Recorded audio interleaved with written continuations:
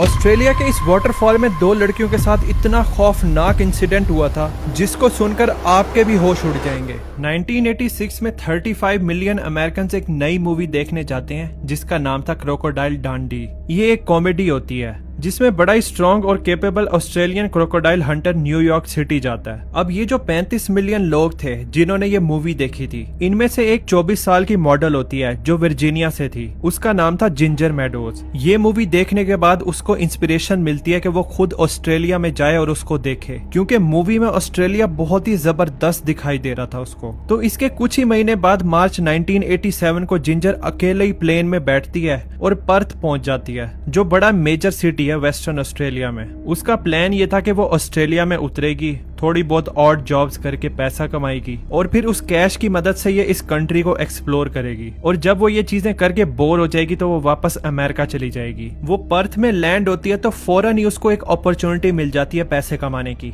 इस सिटी में बहुत ही बड़ा सेलिंग कंपटीशन होने वाला था इसी हफ्ते में, जिस हफ्ते में ये लैंड हुई थी। उसको किनारे पे ये काफी सारी लग्जरी यॉट्स दिखाई देती हैं जो एंकर हुई हुई थी। अब जिंजर सोचती है इन बड़ी बड़ी शिप्स में क्रू भी होगा जो फुल टाइम काम करता होगा, क्या पता इनमें से किसी एक बोट को काम करने के लिए बंदा चाहिए हो। तो जिंजर जो बड़ी फ्रेंडली और एक्सट्रोवर्ट थी, वो सीधा इनमें से एक डॉग के पास जाती है और वो पहली यॉट के आगे आकर खड़ी हो जाती है। ये बहुत ही बड़ी लग्जरियस 100 फीट यार्ड थी। वो इस शिप में जाकर इसके कैप्टन से अपने आप को इंट्रोड्यूस करवाती है। वो कहती है, क्या मैं आप लोगों के साथ अगले स्टॉप तक जा सकती हूँ? इसके बदले में मैं आप लोगों के लिए यहाँ पर काम करूंगी। इससे पहले कैप्टन भी एक नया क्रू मेंबर ढूंढ रहा था जो इनके शेफ को असिस्ट करे। तो कैप्टन कहता है, चलो ठीक है, तुम खाना बना लोगी? तो जिंजर कहती है, हाँ बिल्कुल, मैं तो जबरदस्त खाना बनाती हूँ। कैप्टन कहता है, सही है, तुम्हें जॉब मिल गया, आ जाओ और तुम हमारे शेफ की असिस्टेंट हो। तो जिंजर शिप पे चढ़ती है और बाकी के 5 क्रू मेंबर से भी मिलती है, जिसमें वो शेफ भी होता है जिसके साथ इसने काम करना था। शेफ का नाम जेम्स होता है और ये दोनों बड़े क्लोज हो जाते हैं। जिंजर के इस बोट पे आने से सिर्फ थोड़ी देर बाद ही कैप्टन शिप को स्टार्ट करते हैं और समंदर के लिए निकल पड़ते हैं। इनका नेक्स्ट स्टॉप था न्यू गिनी और इनको वहां तक पहुंचने में 14 दिन लगने थे। समंदर में एक हफ्ते के बाद कैप्टन ये रियलाइज करते हैं कि उनके पास तो फ्रेश वाटर की बहुत ही ज्यादा कमी हो गई है। तो कैप्टन डिसाइड करता है कि हम रूट को चेंज करके ईस्ट की तरफ टर्न करके इनलैंड की तरफ चलते हैं इस रिवर सिस्टम के साथ, जो हमें आगे फ्रेश वाटर पूल पे ले जाएगा। और उसको ये भी याद होता है कि इस पूल के ऊपर एक बहुत बड़ा वाटरफॉल है जिसका पानी इसके अंदर ही गिरता है। तो वो सोचता है हम इस वाटरफॉल के नीचे जाएंगे, अपने पानी के जग भरेंगे और फिर वहां से चले जाएंगे, काम फिट हो जाएगा हमारा। तो 29 मार्च की सुबह को कैप्टन अपनी यॉट को समंदर में ही एंकर करता है इस रिवर सिस्टम के बिल्कुल साथ ही, और फिर वो इस यॉट की डिंगी को नीचे पानी में उतारता है। ये छोटी और बड़ी एफिशिएंट बोट होती है। जैसे ही वो पानी में उतरती है तो ये जेन, जिंजर और बाकी क्रू मेंबर उसमें बैठते हैं। अपने साथ वो सारे पानी के खाली जग उठाते हैं और वो इस रिवर की तरफ अपना सफर शुरू कर देते हैं। इस रिवर में काफी देर सफर करने के बाद फाइनली वो इस फ्रेश वाटर पूल में पहुंचते हैं और इनके सामने ये बड़ा ही अमेजिंग वाटरफॉल होता है। हर कोई हैरान होता है इस खूबसूरत से वाटरफॉल को देखकर। तो कैप्टन इस डिंगी को वाटरफॉल के बिल्कुल नीचे करता है। तो एक एक करके वो अपने पानी के जग को वाटरफॉल के नीचे करते हैं और उसको भर लेते हैं। ये सब करके वो लोग यहाँ से मुड़कर वापस अपनी यॉट पर जाने ही वाले थे।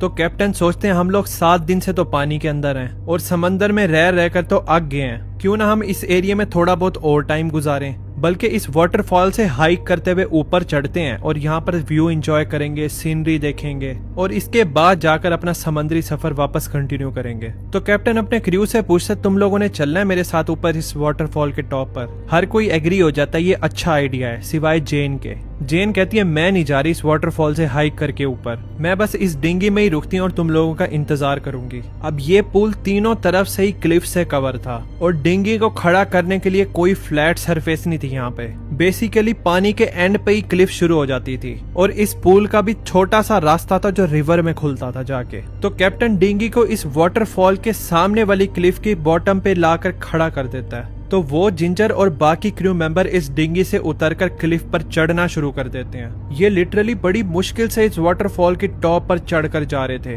अब हर कोई ऊपर आराम से जा रहा था सिवाय जिंजर के। वो बार बार इन पत्थरों से फिसल रही थी। ये एरिया भी बड़ा स्टीप था और ये चीज खतरनाक भी थी। तो वो एक पॉइंट पर कहती है दफा करो, मैं भी नहीं जा रही, और वो उतर कर वापस इस डिंगी में बैठ जाती है। कैप्टन और बाकी क्रू जो थे वो अपना ऊपर की तरफ सफर कंटिन्यू रखते हैं। अब जेन और जिंजर इस डिंगी में बैठे थे और वो ऊपर देख रहे थे बाकी क्रू मेंबर्स को कि वो ऊपर चढ़ कर जा रहे हैं। तो इन दोनों को फील होने लग जाता है कि शायद हम इस फन को मिस कर रहे हैं। वो कहती हैं चलो हम भी कोई दूसरा रास्ता देखते हैं ऊपर चढ़ने के लिए। तो वो इस पूरे पूल के क्लिफ एरिया को स्कैन करना शुरू कर देते हैं कि कोई अच्छी जगह है चढ़ने के लिए ऊपर। तो पूल की दूसरी तरफ उनको एक क्लिफ दिखाई देती है जो ज्यादा स्टीप नहीं थी। उनको लगा हम यहाँ से चढ़कर ऊपर आराम से चले जाएंगे। तो वो दोनों लड़कियां इस मट्टी वाले पानी में ही कूद जाती हैं और वो इस पूल से होते हुए उस क्लिफ की तरफ जाना शुरू कर देती हैं। और जब वो पानी में थोड़ा सा आगे जाती हैं तो जेन एकदम से रुक जाती है। जिंजर नोट करती है ये रुक गया, तो वो मुड़कर देखती है क्या माजरा है। तो जेन कहती है मुझे कुछ गड़बड़ लग रही है, मुझे अच्छा नहीं लग रहा, आओ वापस डिंगी में चलते हैं और छोड़ दो, हम ऊपर नहीं जाते।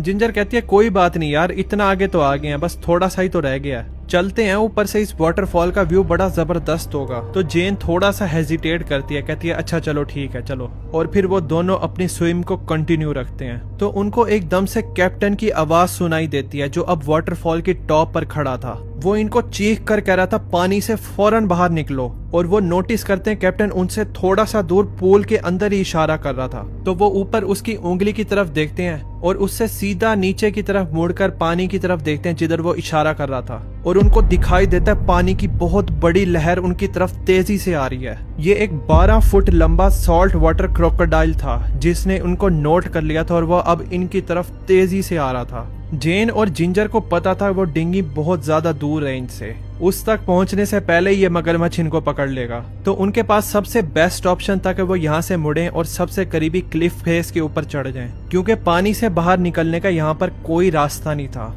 हर तरफ बस क्लिफ्स थी। तो वो स्विम करके इस क्लिफ फेस के पास पहुंचते हैं जो बिल्कुल वाटरफॉल के नीचे था। पानी उनके ऊपर गिर रहा था, वो ऊपर चढ़ने की कोशिश कर रही थी पानी से बाहर निकलने की, लेकिन यहाँ पर पकड़ने की कोई जगह ही नहीं थी, हर चीज स्लिपरी थी। लेकिन यहाँ पर एक पत्थर वाला किनारा था जो पानी के अंदर ही था, ये लोग इसके ऊपर खड़े हुए थे। लेकिन इसके ऊपर चढ़ने के बावजूद भी वो अभी भी पानी के आधा अंदर थे। ऊपर चढ़ने की नाकाम कोशिश करने के बाद जब उनको पता चलता यहाँ से कहीं नहीं जाया जा सकता, तो वो पीछे मुड़कर अपने सामने पानी की तरफ देखते हैं। तो इनको अपने बिल्कुल सामने वो मगरमच्छ दिखाई देता है जो इनका पीछा करके आ गया था। इस वाटरफॉल से जहाँ पानी गिर रहा था वहां पर मगरमच्छ आके रुक जाता है और वो अपना मुंह खोलकर इनकी तरफ घूर रहा था। दोनों लड़कियां भी इसकी तरफ देखती हैं, उनको पता नहीं होता क्या करना है। कैप्टन और क्रू मेंबर ऊपर से देखते हैं यहाँ पर क्या हो रहा है। वो फौरन तेजी से नीचे आने की कोशिश करते हैं इन दोनों को बचाने के लिए, लेकिन उनको कम से कम कुछ मिनट चाहिए थे उस डिंगी के पास पहुंचने के लिए। जेन और जिंजर को भी इसका पता था कि उनको टाइम लगेगा यहाँ पर आते हुए, तो वो दोनों चीखें मारती हैं इस मगरमच्छ को दूर भगाने के लिए और ये चीज काम भी कर जाती है। कुछ देर के बाद मगरमच्छ अपना मुंह बंद करता है और पानी के नीचे गायब हो जाता है। लेकिन अब मसला ये था कि अब उनको ये नहीं पता था कि वो किधर है। पानी के ऊपर हो तो पता चल जाता है वो वहाँ पे है, लेकिन अब दिख नहीं रहा तो वो कहीं से भी आ सकता था। इसी वजह से जिंजर बिल्कुल ही पैनिक हो जाती है।